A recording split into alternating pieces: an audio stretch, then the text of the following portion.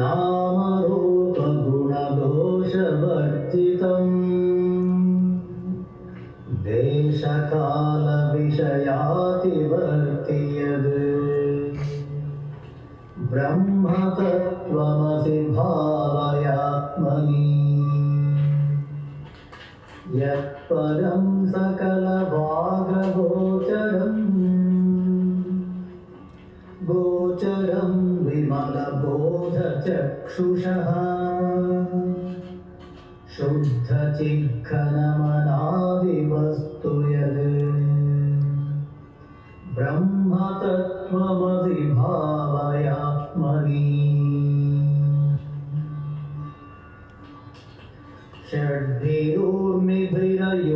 षड्भिरोर्मिभिरयोगियोगिहृद्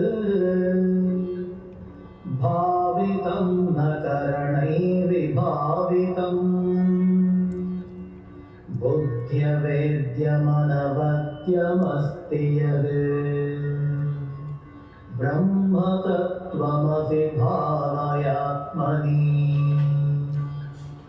भ्रान्तिकल्पितजगत्कलाश्रयम्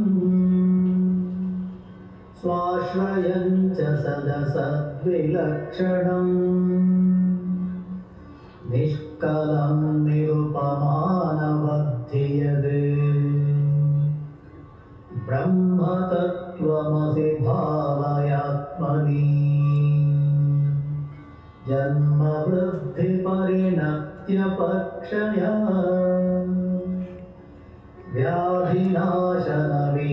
व्याधिनाशनविहीनमव्ययम्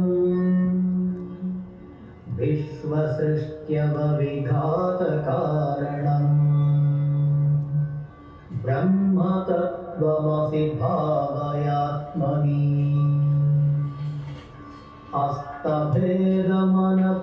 अस्तभेदमनपास्तलक्षणम् निस्तरङ्गजलराशिनिश्चलम् नित्यमुक्तमविभक्तमूर्ति यद् ब्रह्मतत्त्वमसि भावयात्मनि एकमेव सदनेककारणम् कारणान्तरनिरास्य कारणम् कार्यकारणविलक्षणं स्वयम् ब्रह्मतत्त्वमसि भावयात्मनि निर्विकल्पकमनल्पमक्षरम् यक्षराक्षरविलक्षणं परम् नित्यमव्ययसुखं निरञ्जनम् ब्रह्मतत्त्वमसि भावयात्मनि यद्विभाति सदनेकधा भ्रमात् नामरूपगुणविक्रियात्मना हेमवत् स्वयमविक्रियं सदा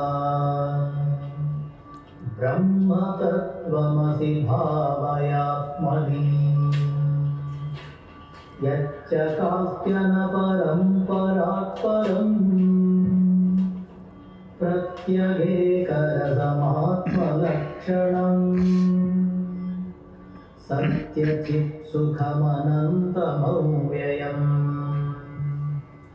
ब्रह्मतत्त्वमसि भावयात्मनि ब्रह्मतत्त्वमसि भावयात्मनि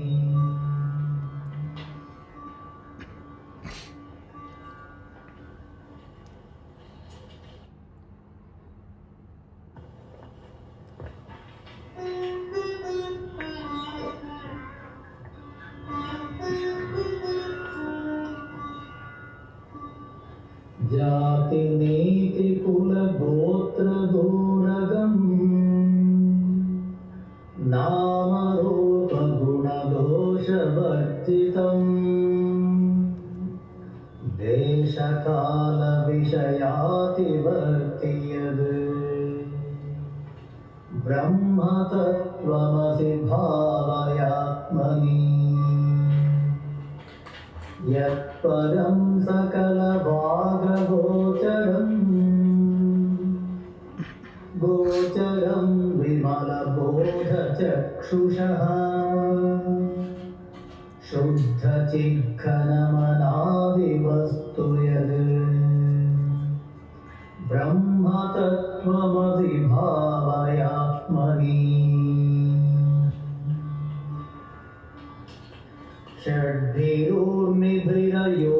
षड्भिरोर्निभिरयोगियोगिहृद् भावितं न करणैर्विभावितम्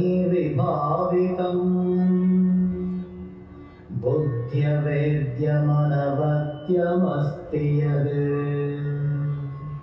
ब्रह्मतत्त्वमसि भावयात्मनि भ्रान्तिकल्पितजगत्कलाश्रयम् स्वाश्रयं च सदसद्विलक्षणम् निष्कलं निरुपमानवद्धि यद् ब्रह्मतत्त्वमसि भावयात्मनि जन्मवृद्धिपरिणत्यपक्षया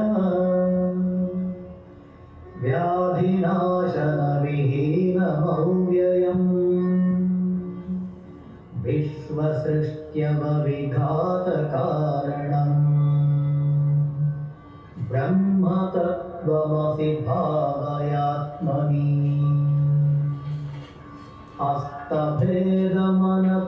हस्तभेदमनपास्तलक्षणम्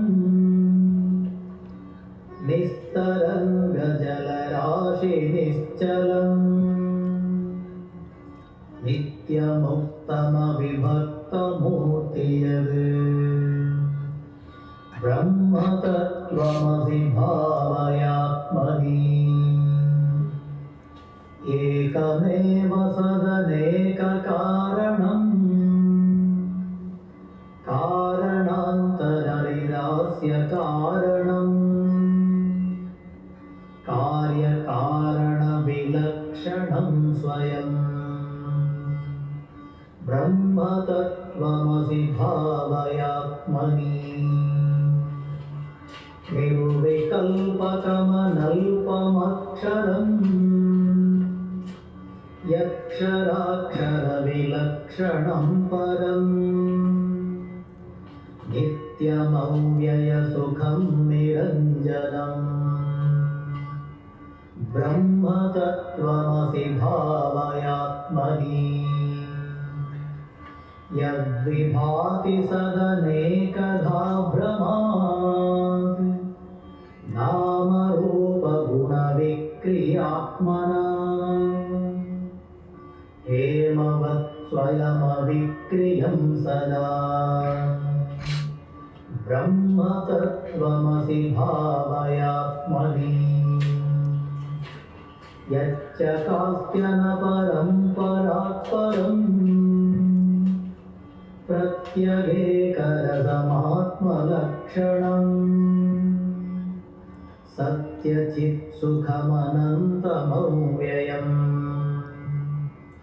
ब्रह्मतत्त्वमसि भावयात्मनि ब्रह्मतत्त्वमसि भावयात्मनि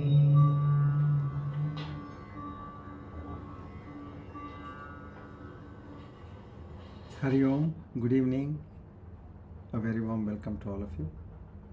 Please come. Let's invoke the power of praying together.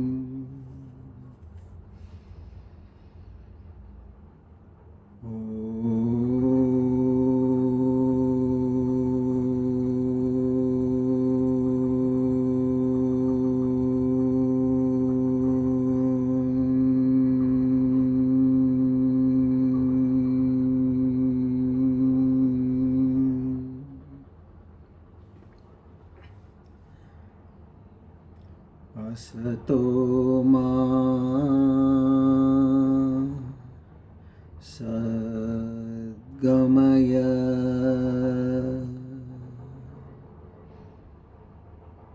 tamaso ma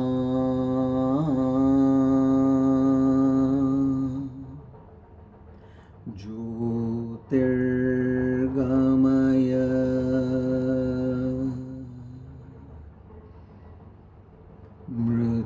mrityorma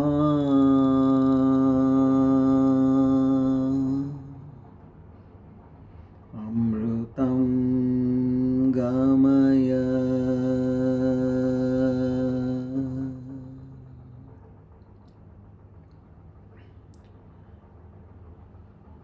Sahana vavatu Sahano bhunaktu Sahaviryam karavavahai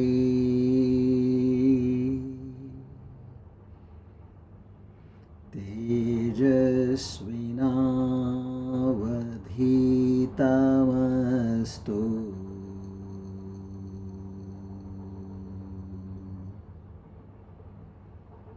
Ma vidvishavahai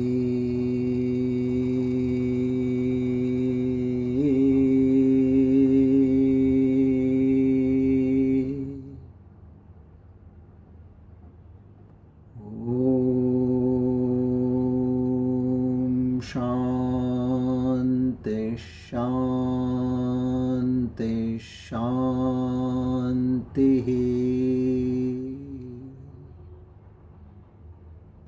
Hari Om Tat Sat Shri Chinmaya Sadgurave Namaha.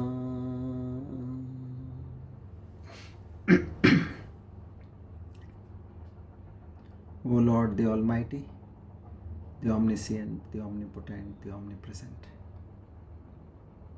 who also has the divine name as Kruthagna,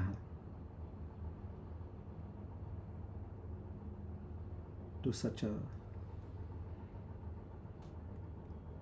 loving Almighty, together with Shraddha, Bhakti and Prapatti,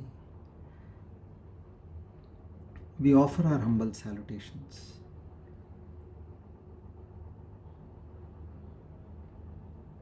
to seek His grace, mercy, blessings, love, compassion, kindness, benevolence, forgiveness, strength and resilience.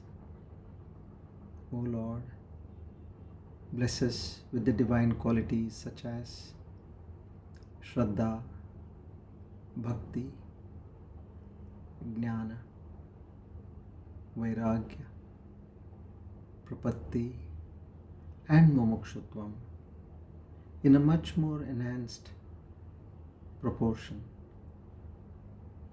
With whatever I have now, I have been putting my best to seek Thy true self in this very life of mine. And I know for sure that without Your grace, nothing can happen. Please do whatever it takes to see that I get that aparokshanubhuti in this very life.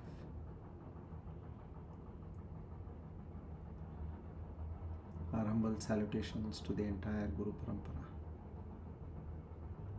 Om Tat Sat.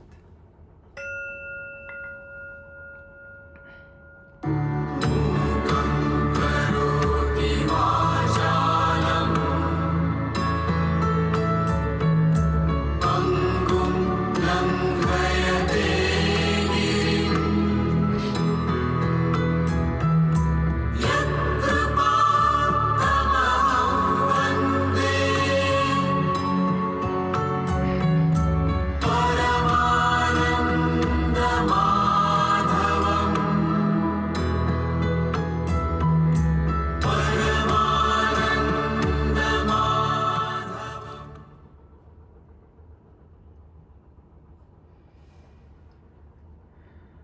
grace of the Almighty and the blessings of the Guru Parampara, today we are on our Divine Discourse number 477. VIVEKA CHOODAMANI Nidhidhyasana Dhyana number 6 on the 20th of May 2026. Swasti Shri Prabhavanama Samvatsara Uttarayana Grishma Rutu Adhika Jeshta Masa Shukla Paksha Chaturtyatitau Punarvasu Nama Yoge Punarvasu Nakshatra Shula Nama Yoge Bhadrakarane.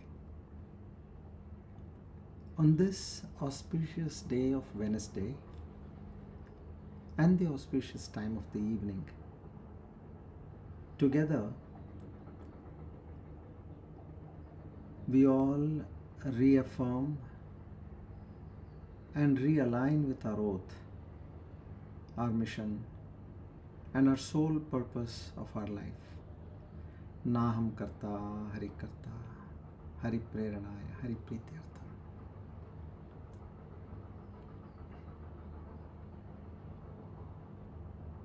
I fully surrender in that one reality, that there is nothing else other than that super consciousness. As far as I'm in ignorance, I consider myself to be different. O Lord,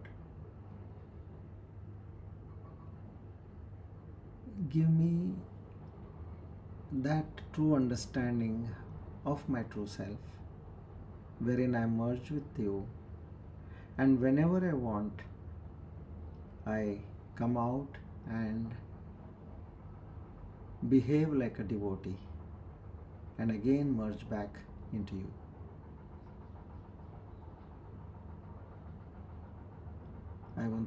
We all once again beseech to grant us this rarest of the rare opportunity.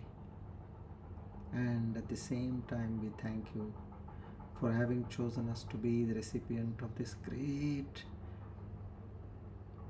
divine knowledge, where there is nothing greater than this in this world. Our humble salutations to the Guru Parampara. Om Tat Sat.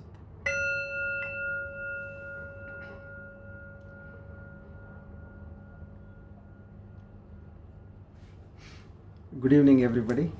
A warm welcome to all of you once again. See, today we'll touch base on the 257th verse. We have done 54, 55 and 56. Now this needs our full attention. See, as we know, if you keep your eyes open, somewhere or the other, eyes also consume an amount of bandwidth. Bandwidth is, as I told you, we have this RAS, reticular activating system, in our brain, which allows the information to enter our mind through various perceptions. Now that has got some 25 lakh bits or something like that. So that's how you see, you must have noticed, sometimes you're looking at something, or you're hearing to something, let's say. You're hearing to something very intense, and your eyes are open. Somebody passes by. You don't notice them. Now what has happened over there? 100% of that bandwidth, what was allowing information to enter your brain, now that was all consumed by that hearing. So thereby, even though you were looking at something, but you have not noticed it. This is the function of the brain and also the power of the brain, how it works.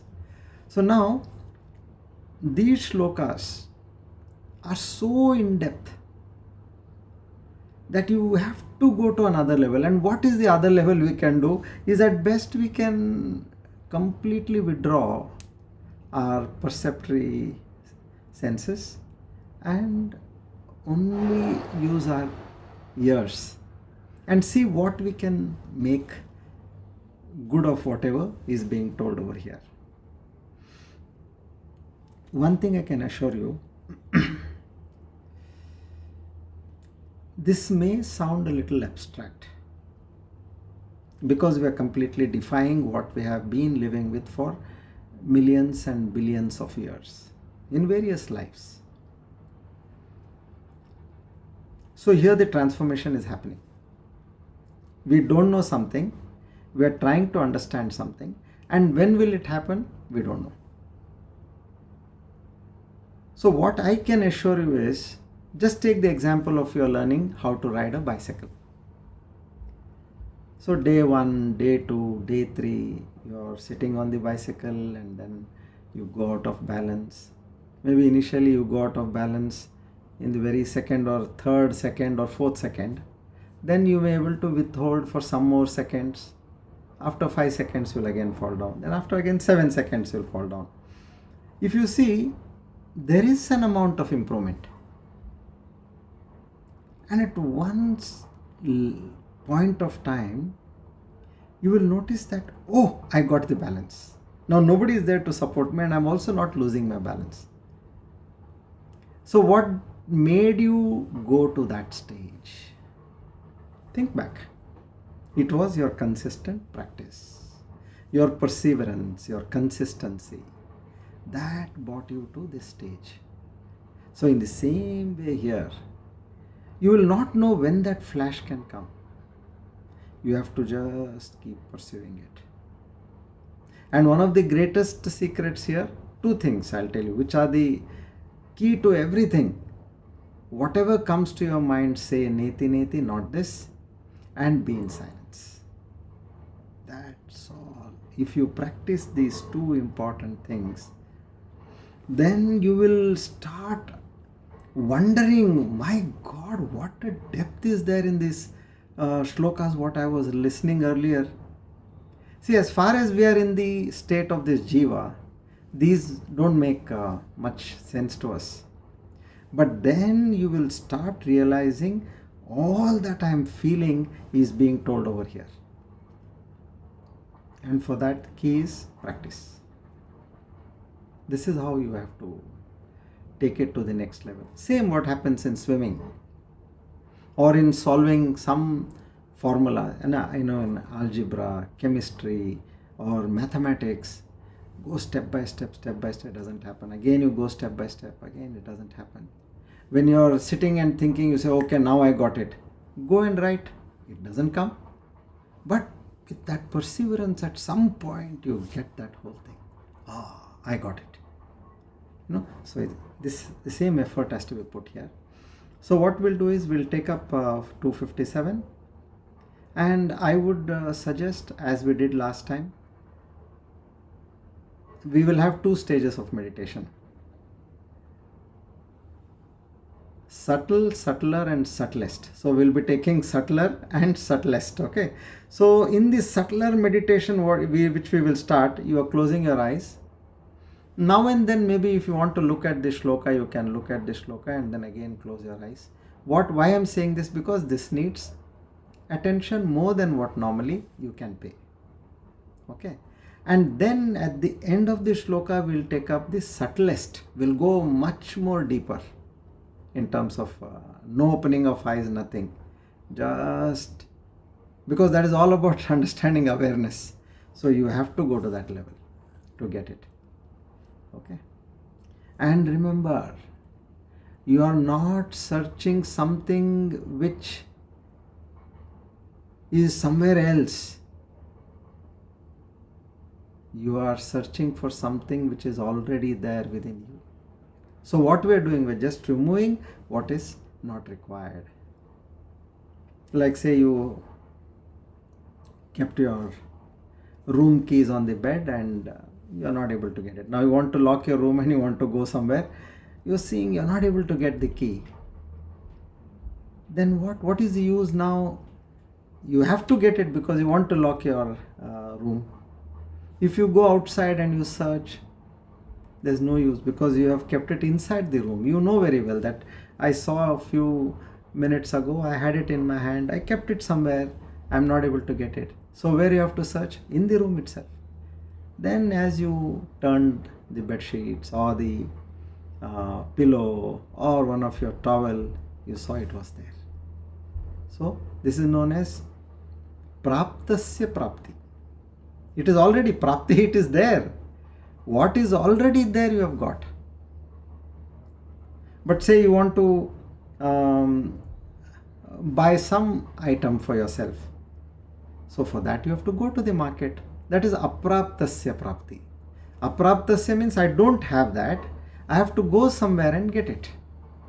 So this is the difference. If you know the difference and in what direction you are going, what are the tools you are using, these are all the ways where then your efficiency will increase. So that's why I'm saying don't get too much bothered or tensed.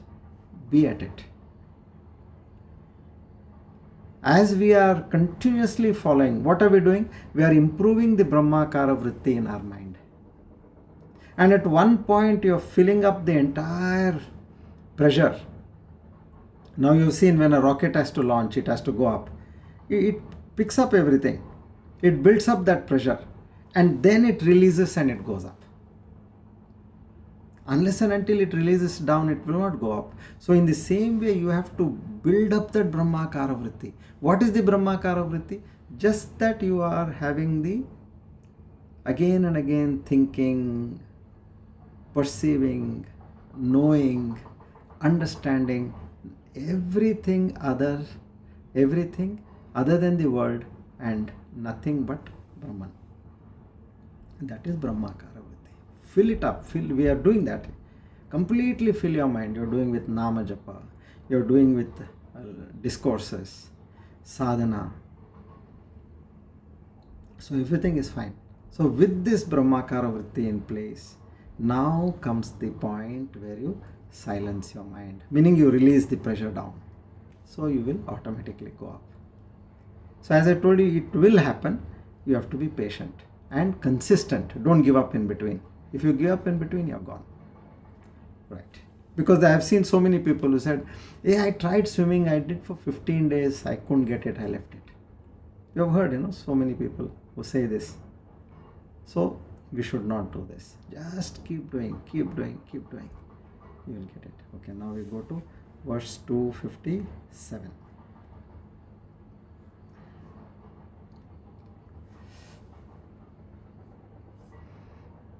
So till we read the verse and the initial meaning, be attentive. You can look at the screen and then you go into the subtler mode of meditation and then let everything soak in. And at the end of the verse, as I told you, we'll go to the subtlest. Bhranti kalpita jagat kalashrayam swashrayancha sadasadvilakshanam nishkalam nirupamanavadyad brahma tattvamasi bhavayatmani brahma tattvamasi bhavayatmani. That which is the substratum for the universe and its various aspects, which are all due to delusion, which supports itself, which is other than the gross and the subtle, which has no parts and truly has no comparison, that Brahman thou art. Meditate on this in your mind. Now here,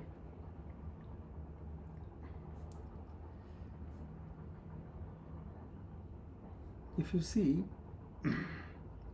what was that we were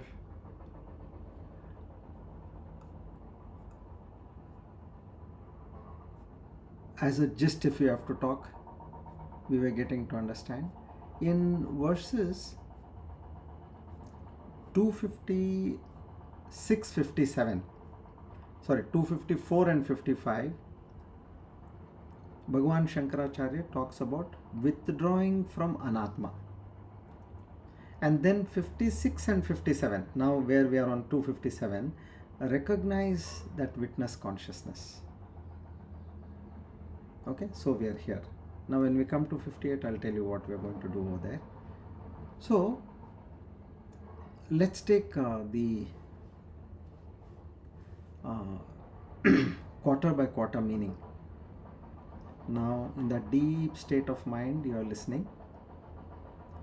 Bhranti kalpita jagat kalashrayam. Bhranti means ignorance or delusion. Kalpita means projected or imagined. Jagat is the world.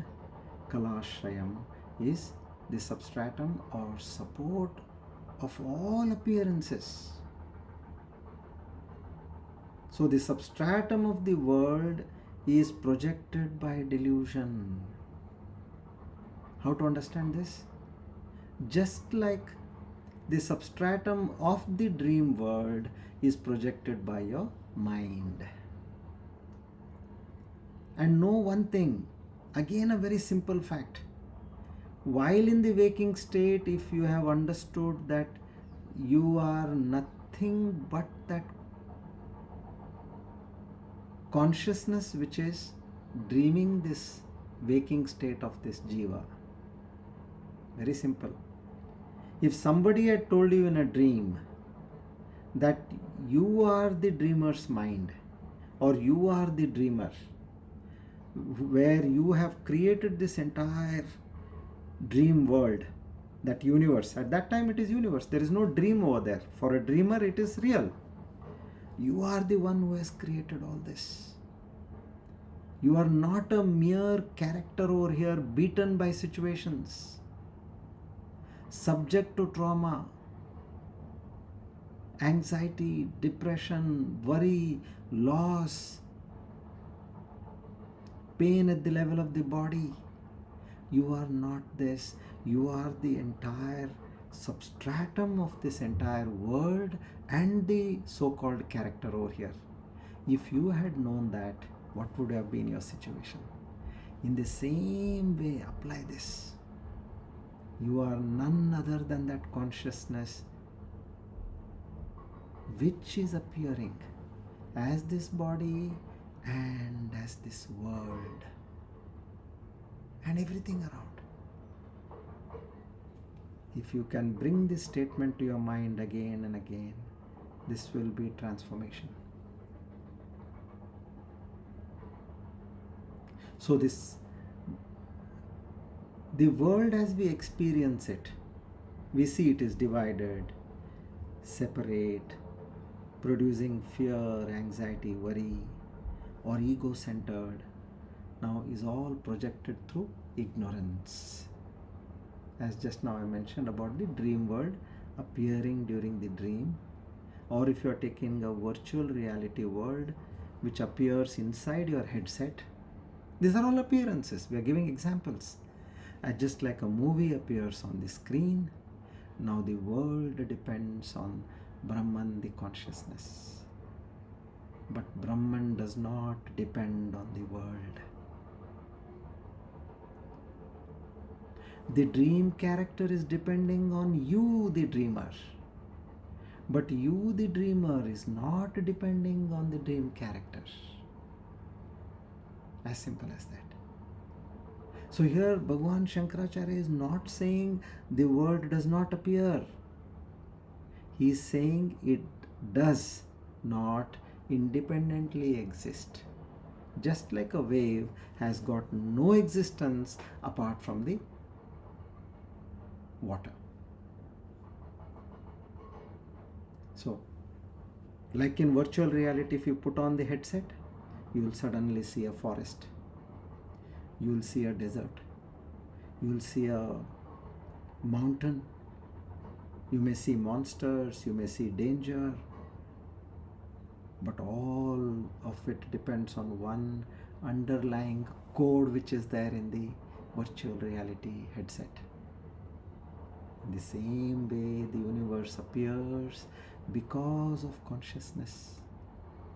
Without consciousness, there is no world, there is no experience, there is no perception at all.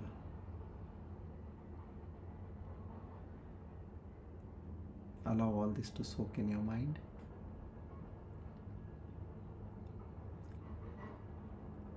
Now just imagine, in deep sleep, where was the world?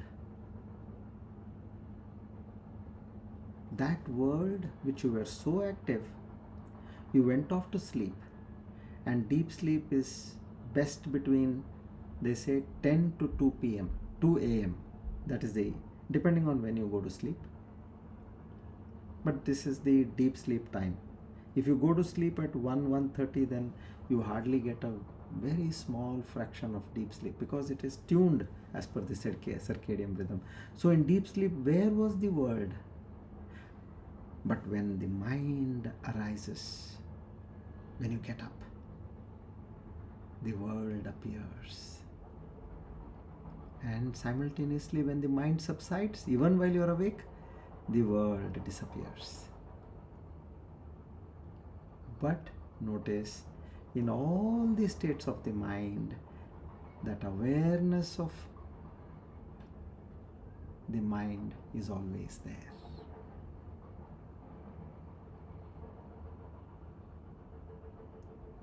As we heard last time, the Bhagavatam story, Narada's Maya experience with Vishnu. Vishnu showed him an entire lifetime, telling him, get me some water. And Narada goes to a nearby village to get water. He falls in love with that lady who was pouring water. Then he marries, gets children, suffering and flood and loss. And when he wakes up, he sees that all this happened within moments. So this entire experienced world was a projection by the mind.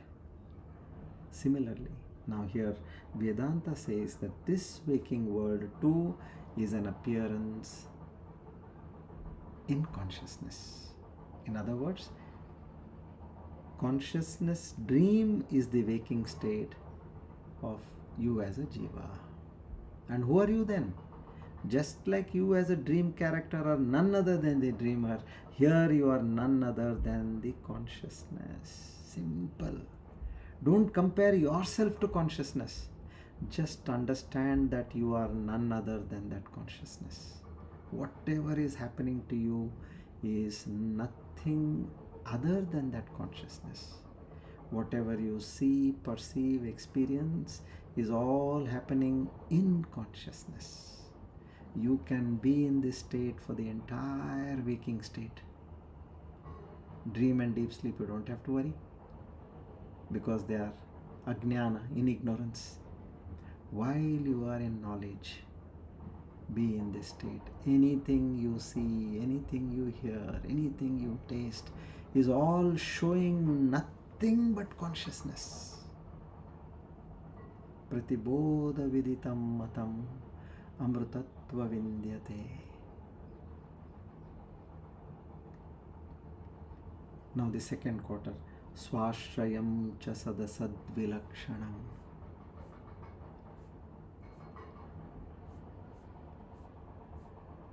So what is he saying here? Swashrayam sadasad vilakshanam. Swa ashrayam, self-existent, resting in itself. Sat asat vilakshanam. It is different from both the cause and effect, which means existence and non-existence. So the self-existent and beyond both existence and non-existence. This is the meaning of this quarter. Now let's understand this carefully. Now we are defying. So everything in the world depends on something else. Take anything in this world. Just like a pot depends on clay, a table depends on wood, an ornament depends on gold, the wave depends on water, but Brahman depends on nothing. It exists by itself. Swa Ashrayam. It is self-existent.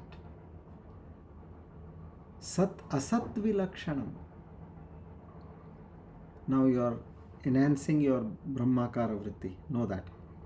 By listening to all this, you are fueling the engine. This Sat Asat Vilakshanam. Brahman is beyond gross existence. Or you can say non-existence. Whatever categories, whatever opposites, whatever types, all that is beyond. Why? Because all categories belong to the intellect and Brahman is transcending that intellect. Just like all the apps which we see on our phone, they depend on servers, electricity, internet. But we only are lost in the app. We don't see the server, electricity or the internet. Similarly, everything depends on consciousness, but consciousness depends on nothing. See where we are going. The world is a dependent reality, but Brahman is independent reality. This is the truth of Brahman. Independent.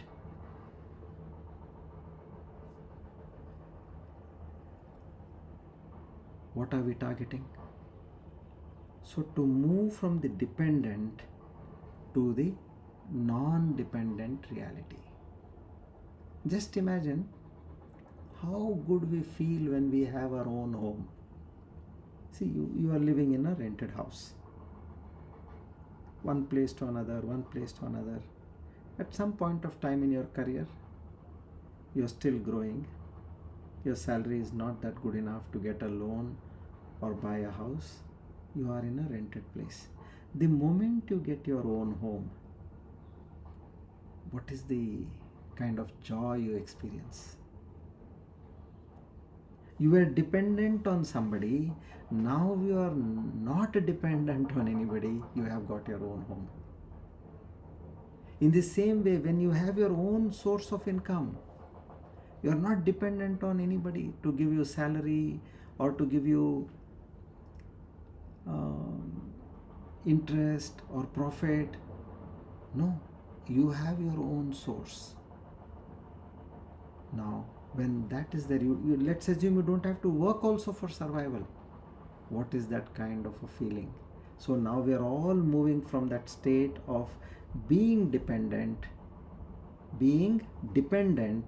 to the state of being not dependent at all. So everything you experience changes, but the awareness in which change is known does not change. How you are going to that state from dependent to not being dependent. So that changeless presence is self-existent. The third quarter, Nishkalam Nirupamana Vriddhiyata. Nishkalam.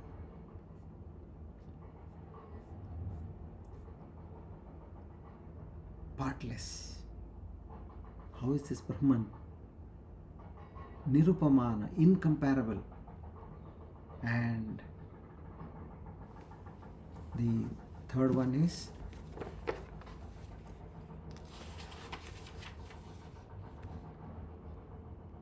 Nishkalam Nirupamana Vriddhiyada. Here there is slight correction here in the Vriddhiyada. It is infinite, full and complete. So what is the combined meaning? This has got no parts, it is beyond comparison, and it is infinitely complete. Now, you have to differentiate from what you are seen, meaning what you know, and this is the unknown. Every material has parts. Like you have a body is made out of atoms. Then at the larger level you have galaxy. At the subtler level you have thought. Anything with parts can break, can divide, can decay, But Brahman has got no parts. He is infinite, whole.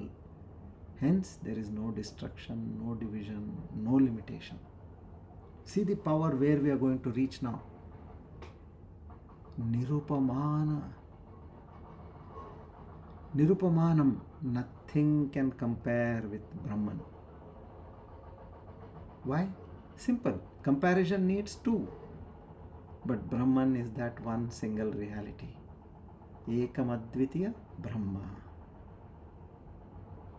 So in this way it is infinite fullness. Waves rise and fall. Thinking what? They'll be looking at the next nearby wave and say, I am small compared to that wave. Or I am big compared to the wave around me. Or I am weak.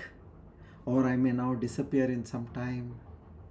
But ocean loses nothing. So this individuality is nothing but a wave-like appearance. Your real nature is like the ocean. So move from the wave to the feeling of ocean. The ego may say, I need something to become complete. Every point. When you are studying, you feel I should get good grades so that I go into a good college. And eventually, I get a good job. And then eventually, I get a good post in that particular job. I grow, I get increments. I save money, I am able to make a house, I need to get married. See, we are all moving towards becoming some complete. But here what Vedanta says is, you are that consciousness which just now we described what all qualities it has. You are already that. Then why am I feeling incomplete? You are just playing a role, a character. You are just a small character over here. Any time you get this point of distinction or disparity, use that word. I am playing a role as a character in this vast ocean of consciousness. But my true nature is, I am the director, producer, everything for this movie. But here, why I am looking so simple here? I am playing a character. And the last quarter, Brahma Tattvamasi Bhavayatmani. You are that Brahman. Bhavayatmani, meditate deeply within yourself. You are that consciousness which is dreaming this entire world around you, including you.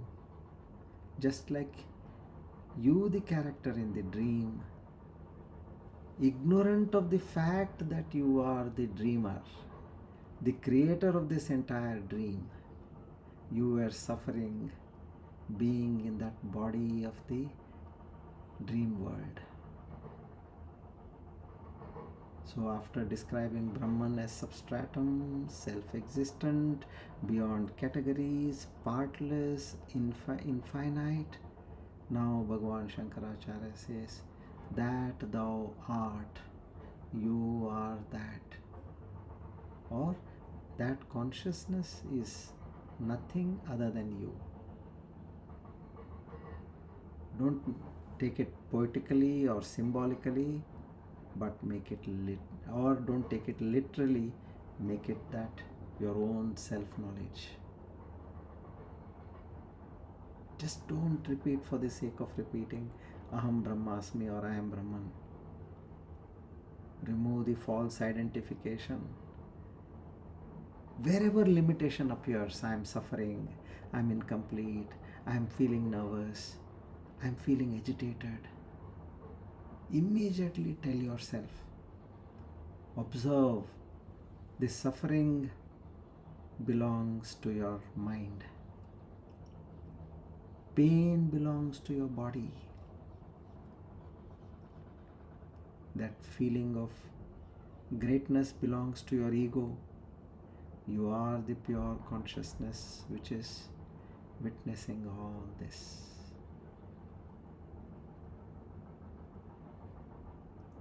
A metaphor, a modern metaphor, how can you understand this? Imagine a movie character suddenly realizing I am not merely the character, I am actually the screen itself. Along with various other characters in the movie, suddenly it realizes I am not this one simple character who is being beaten up over here. No, I am the screen itself. Suddenly all your fears will disappear. The fear of death will disappear, and all your limitations, botherations will disappear. Know that you are that consciousness which is infinite, vast. Okay. Now let's go into a subtlest form of meditation.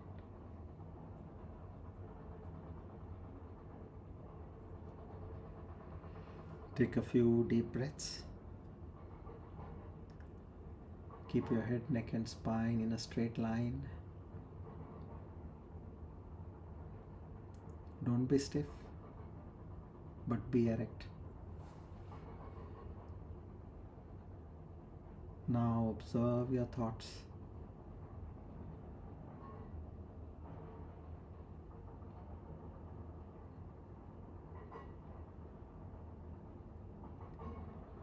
If no thoughts are coming, please don't bring in thoughts. We are just observing the thoughts which are appearing in our mind. Don't create anything. Observe the emotions which are appearing.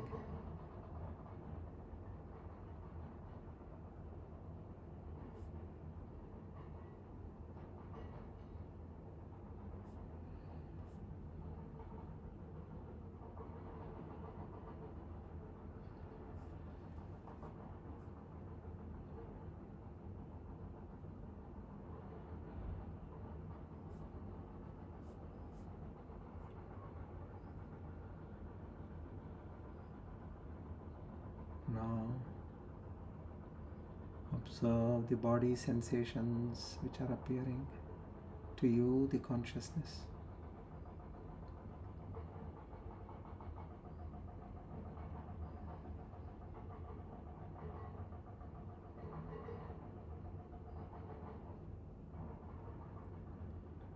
Now ask, what is the unchanging background of all this? Just ask. While you saw your thoughts, while you saw your emotions, and while you saw your body sensations, what is the background which was unchanging?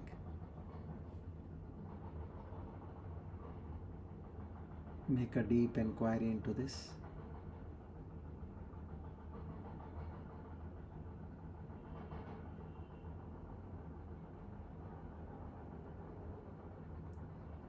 Keep breathing deeply.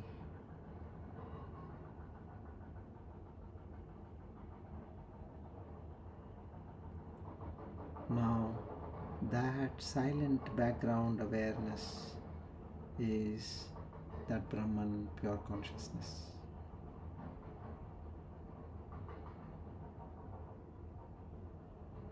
So to attain this state, you have to, whatever comes to your mind, say not this, not this. Don't try to pinpoint.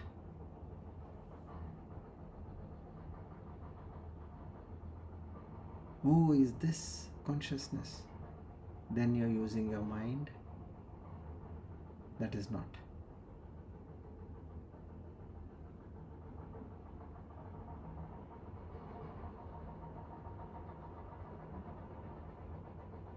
When you say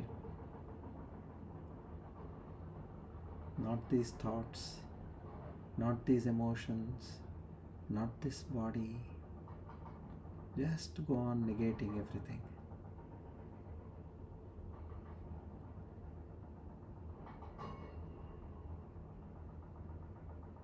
So now in this particular shloka we learned that the independent reality of the world is completely lost, because we know that it all depends on that Brahman as the true reality.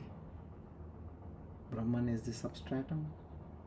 The world is nothing but an appearance. Just like the dreamer is the substratum, the dream world, the dream characters are all an appearance in the substratum, which is the dreamer. In the same way, this waking state and this world of the waking state is nothing but the dream of the consciousness.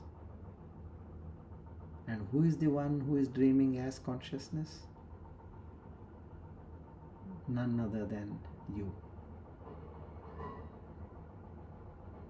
Every appearance in the dream is the dreamer's mind. Not but out of ignorance, we do not know it. So now whoever knows that he is an appearance in that consciousness, which is his true self, that is the end of the game. You have to be established in that truth. Then nothing can shake you in this world. And that is the true test of your strengthening of this knowledge.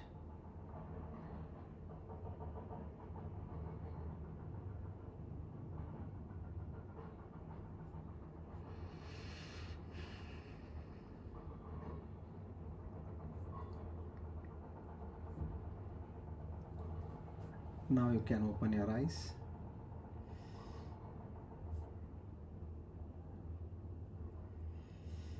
Now, okay, I hope so far it's going good. So now we go to verse 258.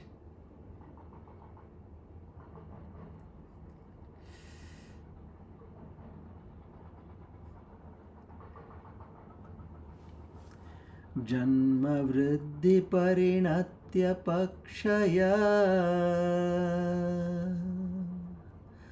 व्याधिनाशन विहीनमव्ययम्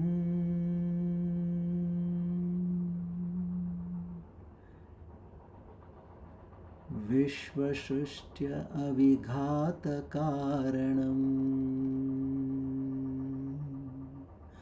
ब्रह्मतत्त्वमसि भावयात्मनि ब्रह्मतत्त्वमसि भावयात्मनि. So this fourth line is common in all the shlokas. It says meditate on this, whatever I am telling you. You are none other than that consciousness.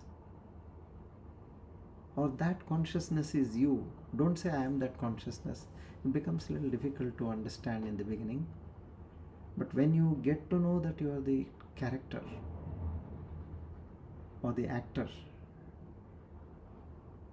then it is much easier. But till then you say that consciousness is this, appearing as this jiva, appearing as this world, and get established in that.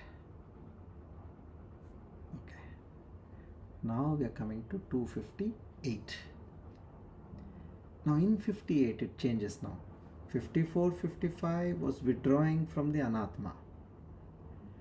56, 57 was recognize that witness consciousness, which we did in the last two verses. Now in 58 he says dissolve this world duality. He's taking us to that now. Dissolving the world duality. This is from the brain point of view. I did a lot of research. This is exactly the process of changing the neurons in your brain, the neural pathways. The sequence followed is exactly how one can change the neural pathways as per neurology. So here is trying to say dissolve that world duality. Okay, now what is that? Again, here you are in a subtler state of mind. Now and then you can open your eyes, look at the shloka, and then again close. That Brahman which is free from birth, growth, transformation, decline, disease, and destruction, which is changeless and the cause behind the creation and sustenance of the universe, that Brahman thou art. Contemplate this deeply within yourself. Okay? Now, here the beautiful part of this verse for our great help in our life living is, we all have fears. Oh, I'm aging.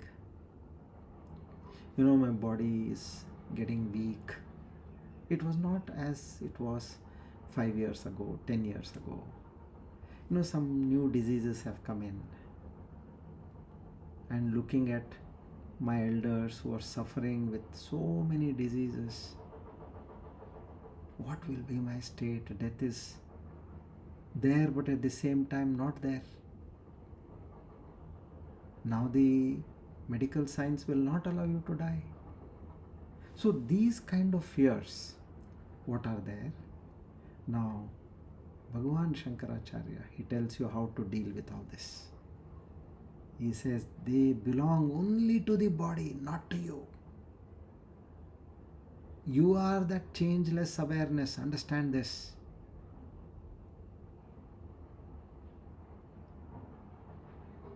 All along, look at every change which is happening at the body level as not to you, but to the body, which is not the true you. Every moment you can do this exercise. Any change happens. Oh, you can say, there is a stain on my shirt. How much it worries you? Okay, I'll get it removed. So this shirt is nothing like this, what body you're wearing. So as the sadhu in the Himalayas said, his admonishment, which I had mentioned earlier, जो जहाँ की चीज़ है उसे वही रहने दो Mahatma ji. He tells to a sadhak, तुम क्यों इधर का उधर कर रहे हो, उधर का इधर? Why are you doing that? जो जहाँ का चीज़ है उधर ही रहने दो. Keep things where they belong to. So this disease, this old age, this wrinkles all belong to the body, the skin, not to you. So, janma vriddhi parinatya apakshaya. 4 things: janma, birth; vriddhi, growth; parinati, transformation, change; apakshaya, that decline or decay which is happening. So you are free from birth, growth, change and decline. So the body undergoes all these, but the self never undergoes. The shirt gets wrinkles. The shirt's color fade over a period of time. The shirt starts losing its shape. But not you. All this belongs to the shirt. In the same way, all this is to your body. Your body was once a baby, then it became a youth, and then middle age, and now aging further. Same with your mind. Your personality changed. But know that you are not that. I am the consciousness. Remain in that truth.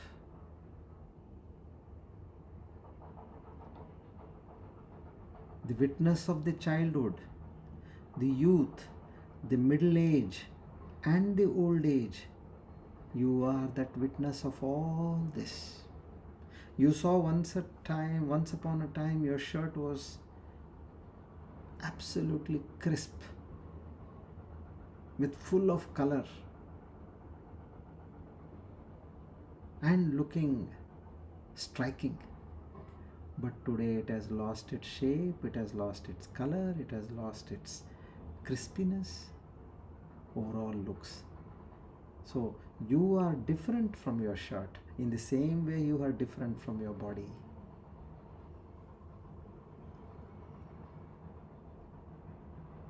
Just like there is an internet connection to various phones. So the phone models may change, the software of the phone may change, the battery may be weak or strong, but that internet connection will remain unaffected by all the changes which happen, in which where internet is feeding the operation. So same way body changes, mind changes, but consciousness remains unchanged. So know that you are that consciousness. You think for yourself, what is that which has aged in you? You will say, I have aged. Remove that. Body has aged.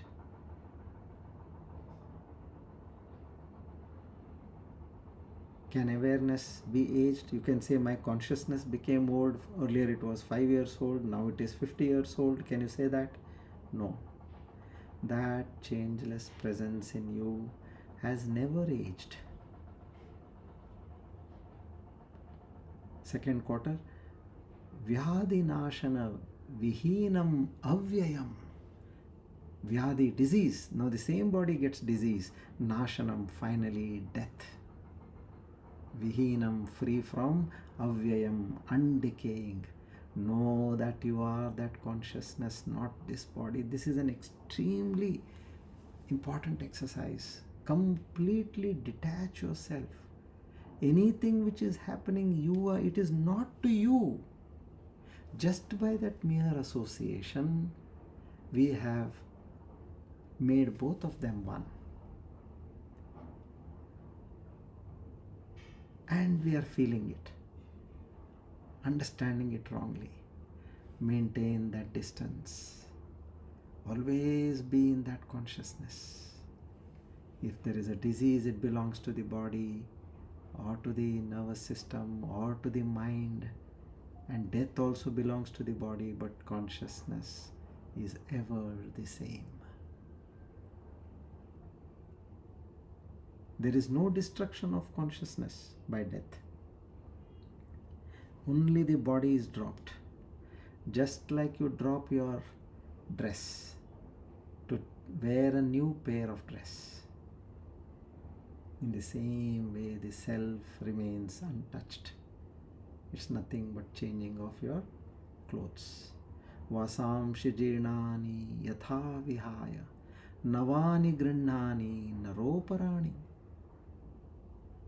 As a person discards old clothes and wears new ones, the Atman, the self, also discards old bodies and takes new ones.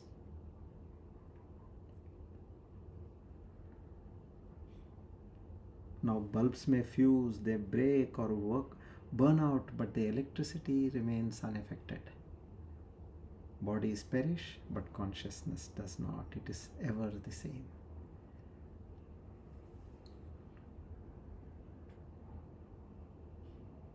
In deep sleep, the body awareness disappeared. You forgot everything. But yet on waking up, you say, I slept so well. I had a good sleep. Now, who is that who knew the absence? In deep sleep, neither your mind is there, nor your body is there. That awareness which exists independent of the body or the mind or the senses, in deep sleep, that awareness tells you, I slept well.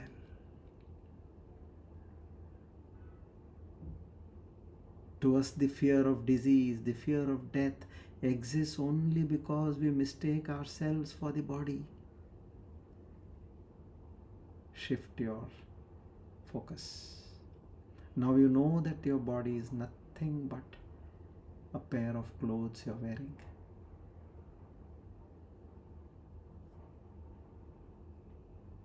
In the third quarter, it says, Vishva Shrishti Avighata Karanam. Now, after having defied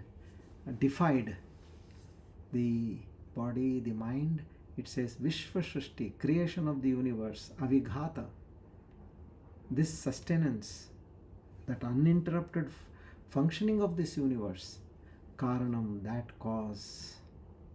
So the cause behind the creation and the sustenance of this entire universe, that is your true self. You are not a character here in the waking state. You are, that consciousness is you. So know that you and the whole universe which is appearing is nothing but an appearance in that consciousness. So that consciousness is the support, is the source, the intelligence, the existence behind the entire creation.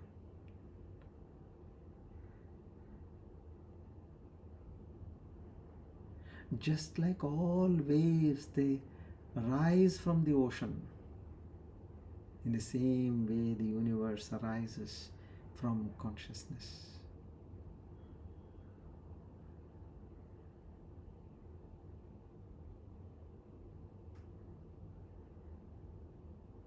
Brahman does not manufacture the universe just like a carpenter is making furniture. Rather, the universe appears in Brahman, just like a dream appears in the mind of the dreamer.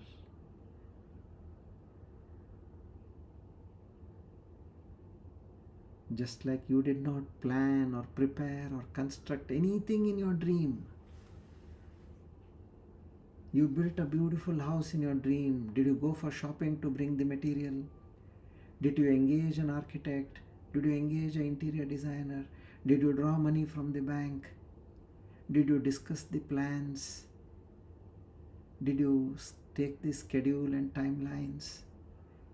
You did nothing. It just happened in your dream. In the same way, everything is happening in that consciousness, and you, out of ignorance, you're thinking that you are doing everything, and sometimes it is not happening as per what you thought because of that ignorance. You get disturbed, you get worried, you get angry. Just know that everything is happening in that consciousness. What can you do? The dreamer is dreaming that way. Consciousness is dreaming through you in that way. So the waking state of a jiva is the dream state of consciousness. You have got no control over it. Only the fortunate jnanis will live in the waking state knowing this fact. Once you are acclimatized to this knowledge, you stay steadfast in this knowledge, knowing this fact. You live in this world.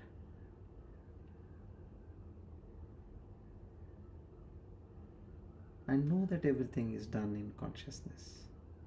We suffer in the dream because we think we are the dream body.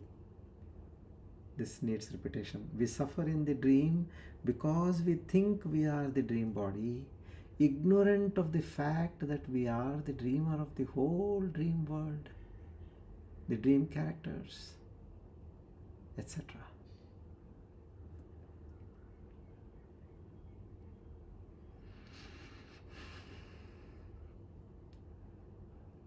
The spider and the web. The spider creates a web from itself. It sustains the web and finally it withdraws it back. Similarly, the universe arises from Brahman, rests in Brahman, and returns back to Brahman.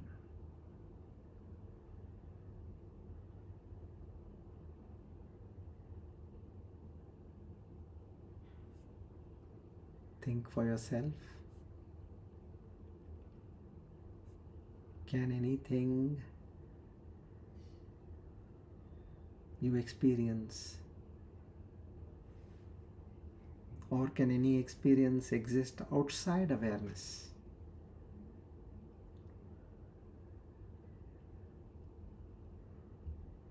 Can any experience exist outside experience? Absolutely not. Therefore, awareness is the substratum of all experiences. And what need to happen through every character is decided by that awareness or consciousness. So there is nobody to hate in this world, there is nobody to love in this world. There is nothing to gain in this world, there is nothing to lose in this world.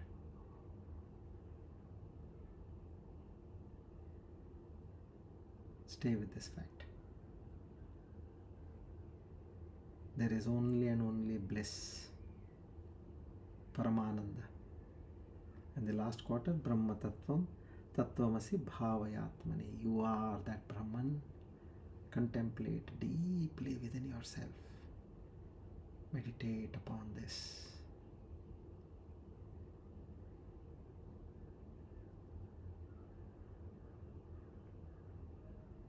So now we know that Brahman is birthless, deathless, changeless, imperishable, and is the cosmic substratum.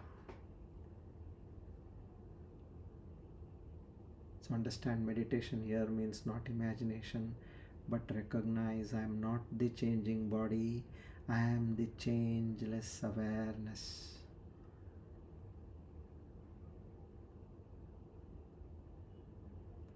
Allow all this to soak into your mind.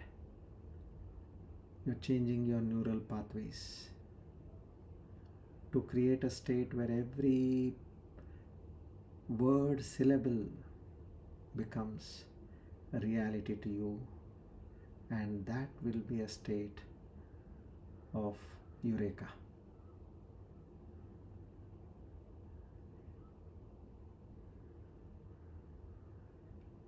An actor may play the role of a child or a king or a beggar, an old man, a soldier, a taxi driver. Roles change, but the actor remains the same. Similarly, body undergoes all these stages, but the self, Atman, remains untouched.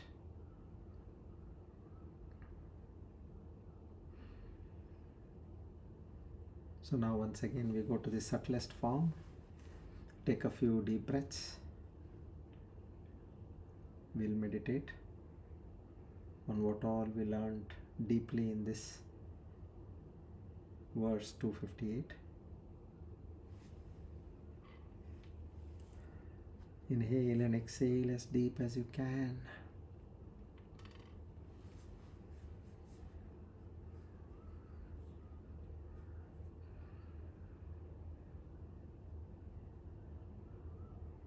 Now observe your thoughts.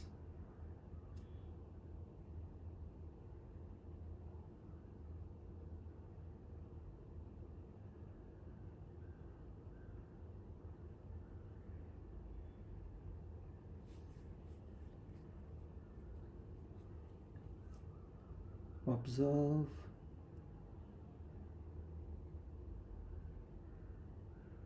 your feelings.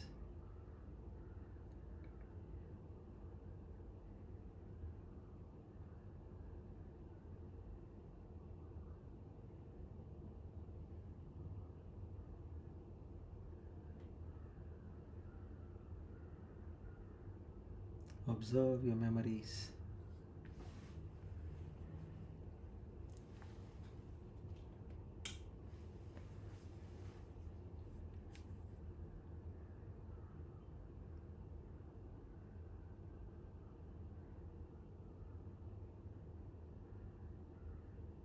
Now in this state of observation, what is aware of all these changes?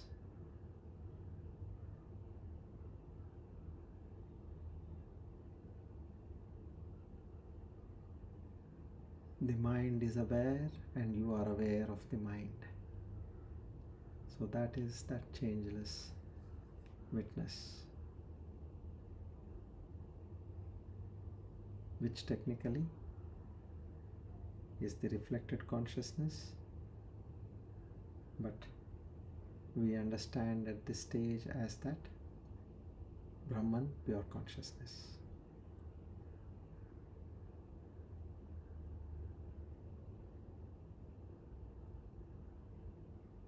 So birth belongs to the body, death belongs to the body, but awareness neither disappears nor appears.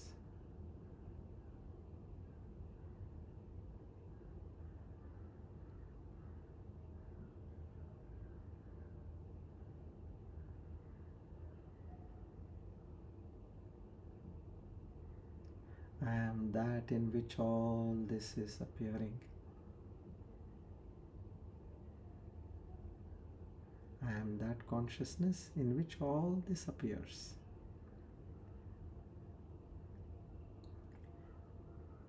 Remove that and make it as I am consciousness in which all this is appearing. When I say this, it is the world and you, including you. But you cannot objectify consciousness. So, I am consciousness in which all this is appearing. And then break it down. I am in which all this is appearing.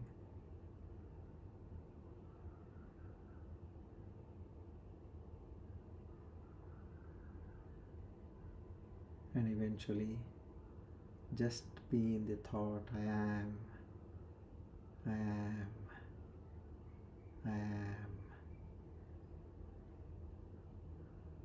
There is no cause, there is no effect.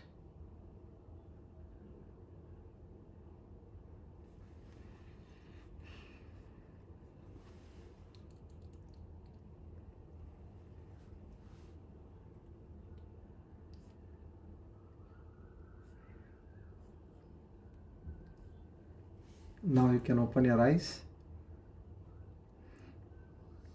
just for a change.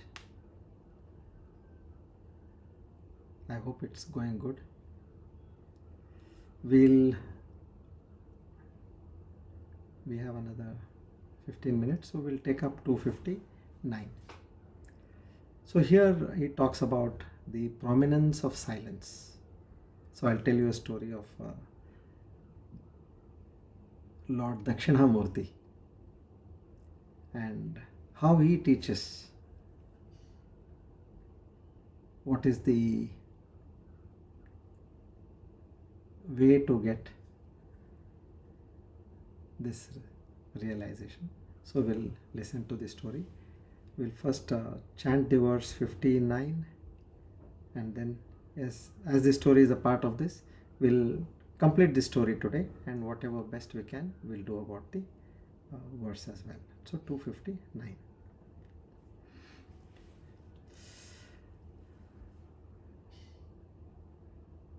Astabhedamanapastalakshणम्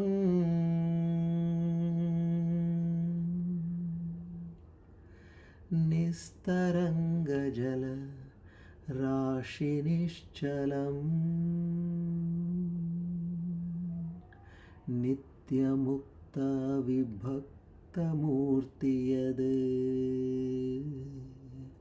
brahmatatvamasi bhavayatmani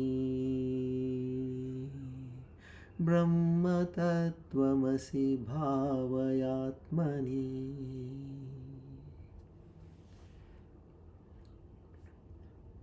So here,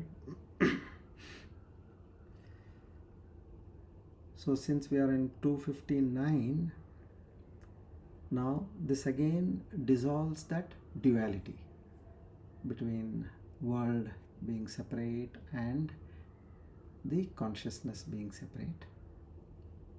That Brahman in which all differences have disappeared, which is beyond all attributes, unmoving like a waveless ocean, eternally free and indivisible, that Brahman thou art. Contemplate this deeply within yourself. So now, here Bhagavan Shankaracharya, he is making it very clear. Silence, stillness, non-duality. So the foundation is silence. From silence comes stillness, and from stillness comes non-duality. Just I told you, it is not about apraptasya prapti. Now if you want to buy a car, you have to go to a showroom. You have to pay money, select a car, and then bring it from there. But if you want to know this Atma Gnana, if you want to find out about this Atma Gnana, you don't have to go anywhere, it is already there. Praptasya prapti. What you already have, you are getting it. So here he removes all these divisions, that fragmentation, whatever bondage, he removes all that, and he says, that infinite stillness, that is Brahman. That Nistaranga Jalarashi Nishchalam.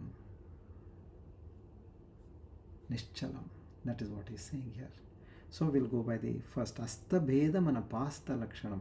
Astabheda means where all differences have disappeared. Now in the earlier, what we did, we tried to remove, okay, I am different from this, whatever you're talking of, body, mind, everything, world, I am different, I am that consciousness. Anapasta lakshanam. So whatever attributes you are talking about, beyond all these characteristics, attributes, so that in which all differences have dissolved and which is beyond all attributes. So differences belong to the mind, to the perception, to the language, to the place, to the ego. Just like we divide I, you, good, bad, sacred, worldly, God, devotee. But here in Brahman, there is no division. Like many ornaments appear different, but all are only gold.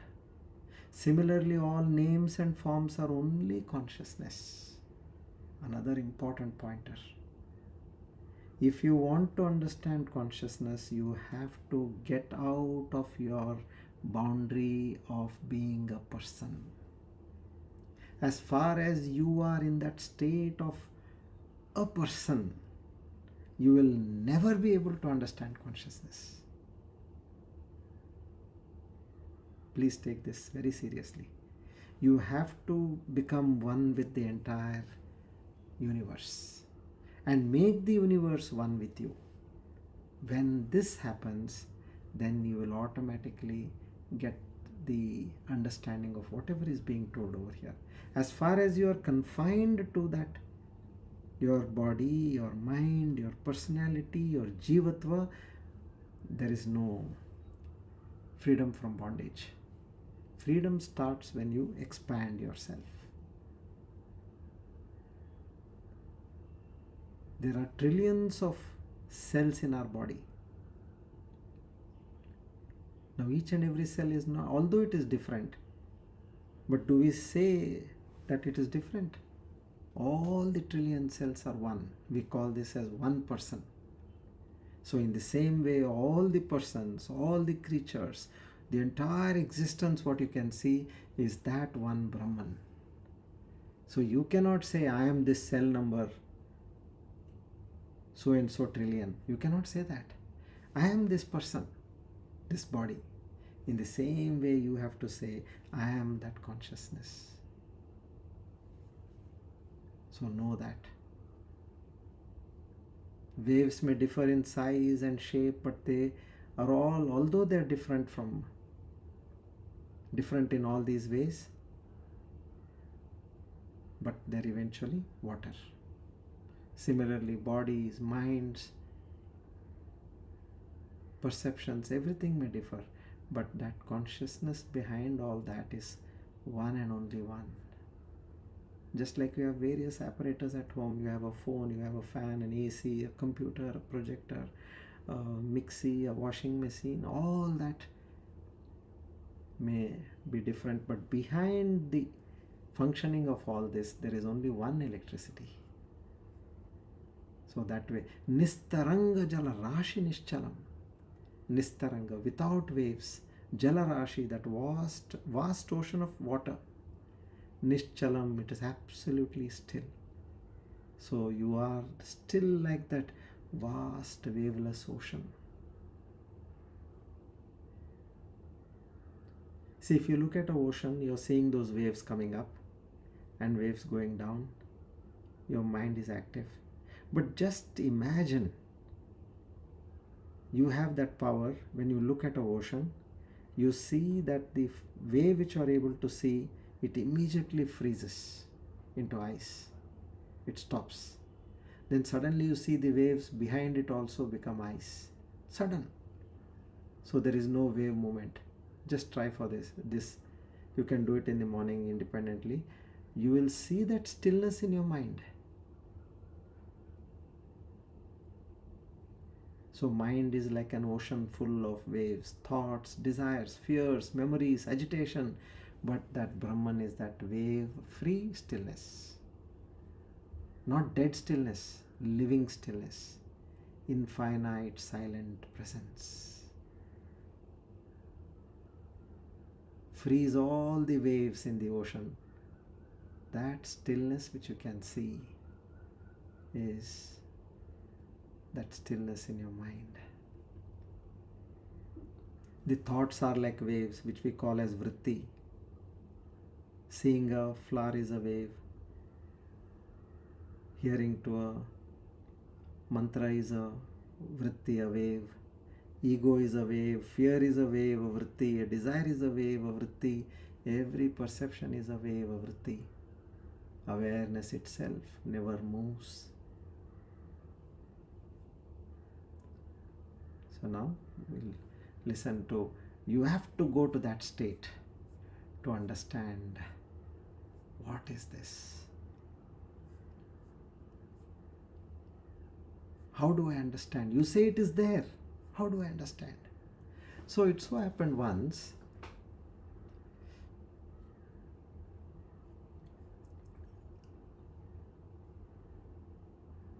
four sages whom we know are the Brahmaputras: Sanaka, Sanandana, Sanatana and Sanat Kumara. So they are known as Sanat Kumaras. You know, they are all sons of Brahma. They are no ordinary seekers. Now they had already got knowledge. They had learned so many things, highly evolved. They did deep contemplative study. They were already masters of the scriptures, great yogis. And they are all small children. Okay? They possessed that extraordinary wisdom. But one subtle doubt remained unresolved. Although they had studied the Vedas, Upanishads, philosophy, meditation, now what is this final truth beyond all these concepts? Brahma Tattvamasi Bhavaya Atmani. What is that truth? They had understood intellectually, yes, I know everything. I can decode everything. I know what is Brahman. I know what is duality. So and so shloka of so and so Upanishad. All that I know. But that direct abidance was not there. Like someone, who knows about fire, but he has never felt the warmth of fire. So likewise, this living realization was not there. So they traveled across. They went to Kailasa, and there Lord Shiva is deep in his meditation. Again and again Nandi is coming and telling, don't disturb him. Should we wait? No, don't wait. I don't think this is going to end soon. You please go. Then they go to Vaikunta. Bhagwan Vishnu is in his Yoga Nidra. He is sustaining the world. So there the Dwarpalakas also tell them, no, please don't disturb. I think you look for somebody else to resolve your issue. So they went to so many rishis, yogis, philosophers. Wherever they went, they got only explanations, then arguments, counter arguments, then several interpretations, doctrines, all this kind of a thing. But now their hearts were not satisfied. He says, what is this? What we already know, these people are telling us that again and again in different ways. Oh, this is getting too difficult. So, how do I get that realization? The quest that is important here. So one day at a banyan, they come to one large banyan tree, and there they see one sage meditating under that tree. Suddenly they get that feeling that now he is a guru. They get that feeling from within. And how is this guru meditating? He is facing south and meditating. So that's how they eventually call him as Dakshinamurthy. Now it is an astonishing sight. What is the vibrancy this sage Muni has? Let's prostrate before him. And they do that with utter devotion, faith and surrender. All these are required. Faith, surrender, devotion. They stand before him and say, what seva can we do? They are not asking why we came. What can we do for you? Can we get you some water? Can you get me some fruits to eat? Or can tell us anything you want? No. He said, no, I'm okay with all that. And then he was silent. They said, we have learnt a lot about all this Vedanta, but we are not able to experience. Please tell us how to experience. So Dakshinamurthy, he looked at them with compassion, passion, and he closed his eyes. So now these are clever students. So they felt that he communicated something. If he has looked at us, heard us, looked at us, and if he has closed his eyes, that means we also need to close our eyes and sit quietly. So now this went on. There was absolute silence. No movement of his body. And there was nothing he was saying. Only stillness. Nishchalam. Now, initially their minds were getting restless. That they were getting questions. Why is he silent? Will he teach or not?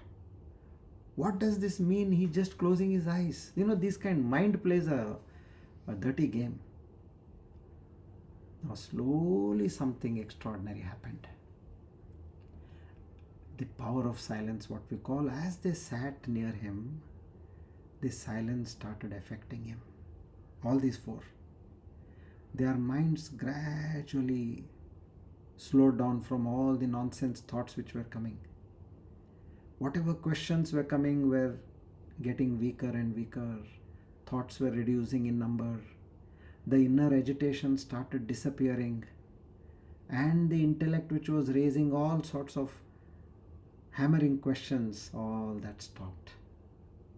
Suddenly they recognized that truth which they were seeking was not an object to be known. It was the very awareness in which seeking was happening. And that awareness was already present, always present, self-evident. But what happens is, in that stillness, we as a seeker, we disappear. When you know the truth, you get established there. This search disappears eventually. Doubts disappear. Only pure consciousness remains. So the seeker disappearing, search disappearing, doubt disappearing, all this means neti. And without Dakshinamurthy uttering a word, just by his vibrations, he could make them realize that Aham Brahmasmi. As I told you, they have been pedaling the cycle for long, losing balance, falling down, again pedaling, losing balance, falling down. Now at that state, they were able to freely ride without falling down. And what is that free ride? Aham Brahmasmi. They experienced it. I am no more this body, I am no more this mind. I am this vast expanse of consciousness. Just like a dream character realizes that I am the dreamer, I am safe, I am sleeping on my bed, my cozy bed. I am safe over there. I am not this person who is hungry, sick. No. So this did not come intellectually, directly, immediately and completely. So Dakshinamurti remained silent because Brahman cannot be described. Why? Words create, they give you divisions, concepts, mental activity, but Brahman is beyond thought, beyond language, and beyond objectification also. So silence alone can indicate that non-dual reality. Maunavakya prakatitam parabrahma tattvam yuvanam. So that Guru who revealed the truth of Brahman through silence. The problem was never absence of truth. The problem was that mental noise. Just like a muddy water cannot reflect the moon, show the reflection of the moon, an agitated mind cannot recognize self. So when they came in the presence of Dakshinamurti, mind became still, transparent and silent. So those seekers who are making that trip to Kailash Mansarovar, probably we may experience this presence of Dakshinamurti. He is none other than Lord Shiva. So those vibrations over there should bring our mind to that state of stillness, and we should experience already that which we are and which we have. So Dakshinamurti did not give realization. He just removed the mental agitation. That whatever conceptual dependence we are looking at, that intellectual noise which we are having, and in that silence, truth shone by itself. So these are the powerful methods which we should use during Brahma Muhurta, and in places of where the vibrational force is massive. You should be in such places, experience it. You will get this silence. Your mind stops, that's it. And there you are.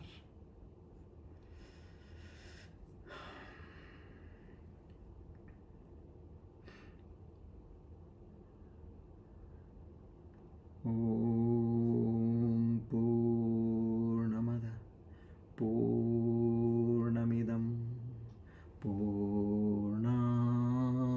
Purnamudachyate Purnasya Purnamadaya Purnameva Vashishyate.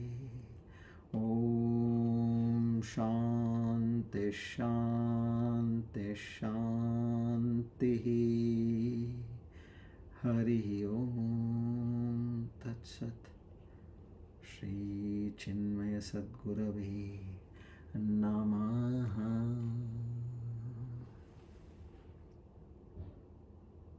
Together we offer today's Gnana Yajna at the lotus feet of the Almighty to seek His grace, mercy and blessings. Naham Karta, Hari Prerna, Hari Prityartam, Shri Krishna Arpanamastu. Idam Namama Om Tat Sat.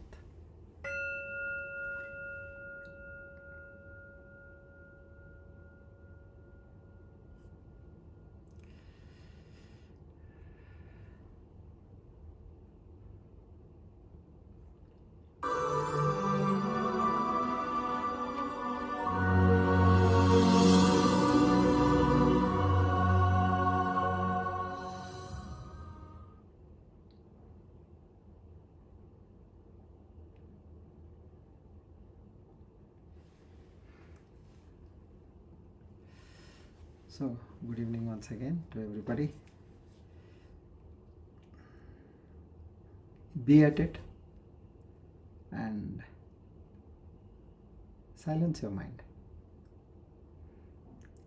One thing which, if we have understood all this at the conceptual level or the intellectual level, what happens is, when you know about your true self, then the desires die within you. Those aspirations to gain, that reduces by and large. And these are what keeps our mind agitated. And when you separate yourself from this Jiva Bhava, then you absolutely go into that Nishchalastva state. And you will be able to experience it. So this journey which we are going to take up over there could be a massive turning point for many of the sadhaks. So I hope we experience something miraculous. Shri Krishna Arpanamastu. Idam Namama. Om Tat Sat.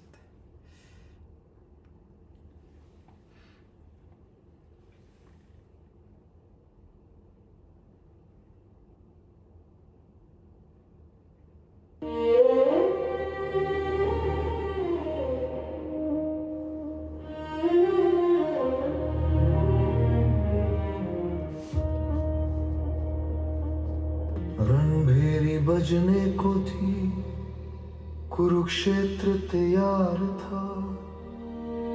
धर्म और धर्म के बीच खड़ा पूरा संसार था। एक और थे 5 पांडव, दूजी ओर कौरव अपार। बीच में लेटे थे कान्हा, करने को अंतिम स्वीकार। हे गोविंद हे मुरारी, तेरी लीला सबसे न्यारी। जिसने मांगा तुझे उसने सब पा लिया, जिसने छोड़ा तुझे उसने जग खो दिया। हे गोविंद हे मुरारी। दुर्योधन आया पहले, अहंकार सर पे चढ़ा। जाके सिरहाने वो अभिमानी बनकर खड़ा। फिर आए अर्जुन प्यारे, नैनों में नीर भरे। जा बैठे चरणों में जैसे बालक धीर धरे। प्रभु ने आंखें खोली, पार्थ को पहले निहारा। दुर्योधन बोला, केशव पहला हक है हमारा। अहंकार ना झुका कभी, प्रेम सदा झुक जाता है। जो तेरे चरणों में बैठे वो तुझे ही पाता है।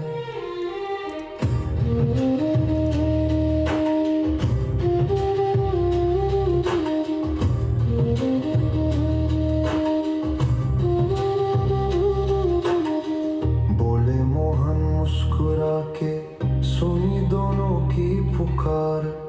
एक तरफ मेरी सेना, अस्त्र शस्त्रों का भंडार। दूजी तरफ मैं अकेला, ना उठाऊंगा हथियार। बोलो क्या चाहिए तुम्हें, कर लो अपना विचार। दुर्योधन मन में हर्षाया, सेना उसने मंग ली। सोचा निहत्थे कान्हा से, क्या जीतेगी ये मंडली। हंस पड़ा वो मूर अभिमानी, समझा नहीं तेरी बानी। पर 5 पांडव रो पड़े, अर्जुन ने चरण पकड़ लिए। बोले नाथ न सेना चाहिए, ना राज चाहिए। हमें तो बस रण में आपका साथ चाहिए। हे गोविंद हे मुरारी, तेरी लीला सबसे न्यारी। जिसने मांगा तुझे उसने सब पा लिया। जिसने छोड़ा तुझे उसने जग खो दिया। हे गोविंद हे मुरारी, तेरी लीला सबसे न्यारी।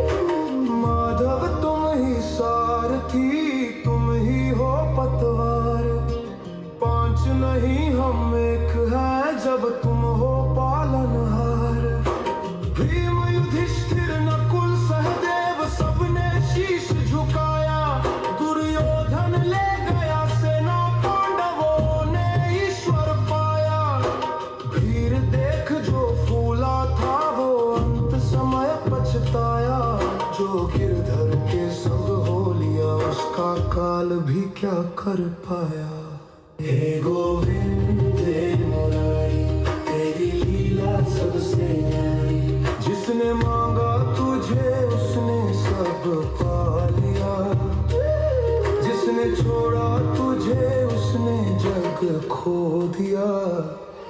हे गोविंद हे मुरारी, तेरी लीला सबसे न्यारी। जीता वो नहीं जिसके पास जमाना था, जीता वो जिसे केवल शाम को पाना था।